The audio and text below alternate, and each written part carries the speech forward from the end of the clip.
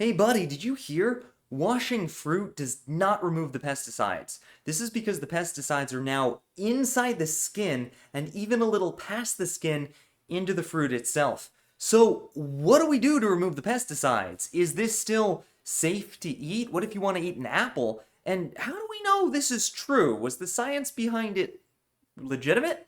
Don't worry, I'm going to answer all of your questions and even tell you what I'm going to do with my fruit, especially apples from now on, to make sure I don't eat any of those pesticides. Let's find out. So the first question is, how do we know that pesticides are in the skin now and even past the skin? Were they always there and we just thought washing would fix the problem, but it doesn't? Well, there was a new scientific article posted in Nano Letters. It's like a newsletter for science people. And in Nano Letters, there was this scientist called 𝐖𝐨𝐧'𝐭 who, with a bunch of other scientists, figured out this really cool way to look for pesticides inside fruit.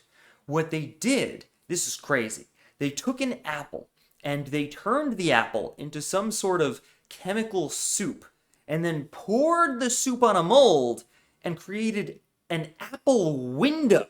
An apple window! I mean, look at this thing. Look at this thing. It's like you can see right through it. I can barely tell it's there. There's just this faint orange, yellow, brown tint. If you look really carefully, the red dots kind of outline it. It's so hard to see. And that's good, because it means we can see right into the apple. We can see right into this apple window and see all of the pesticides. I mean, that's so cool. Who thinks to turn an apple into a window? That's just awesome.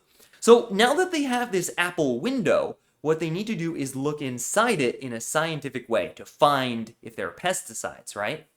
So they use this laser to scan into the window. It's called 𝐤𝐳. It's a kind of Raman laser. And what it does is it finds all of the pesticides. And what they did was, they're like, all right, now that we can turn apples into windows and find the pesticides with a laser, so cool.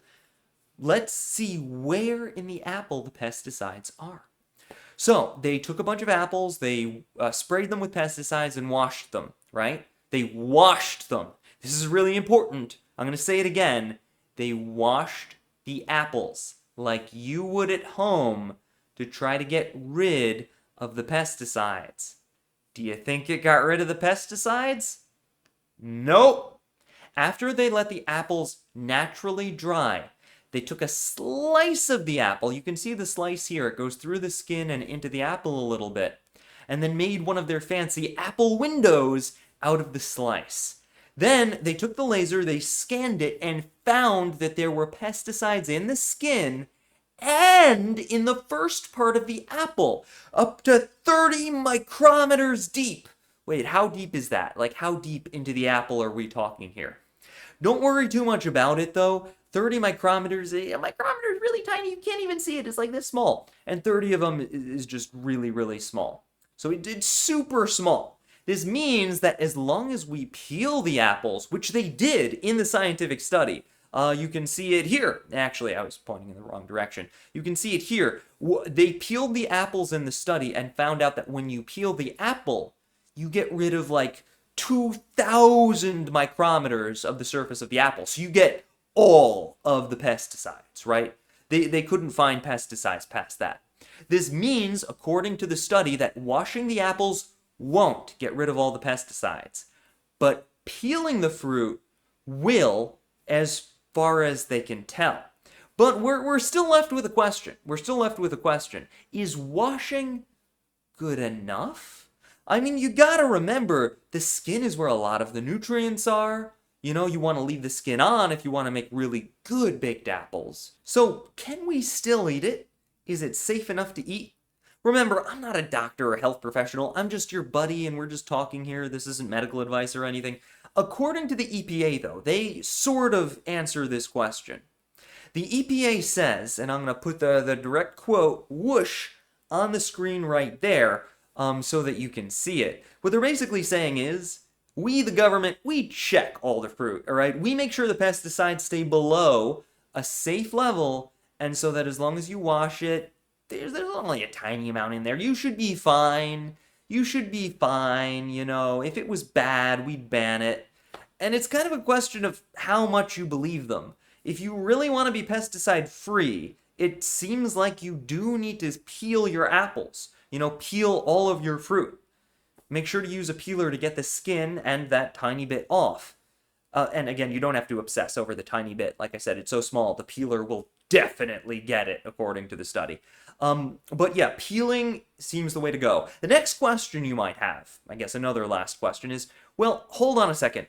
If I need a peel, do I still need a wash? I would. I would wash your fruit even if you're going to peel it, and here's why. You got to think that there's dirt, germs, and more pesticides on the outside of the apple. You want to wash all of that stuff off, right? Get rid of it. Wash it off. And that way when you do peel the apple, all of that dirt and germs and grime won't get on the good inside of the apple, right?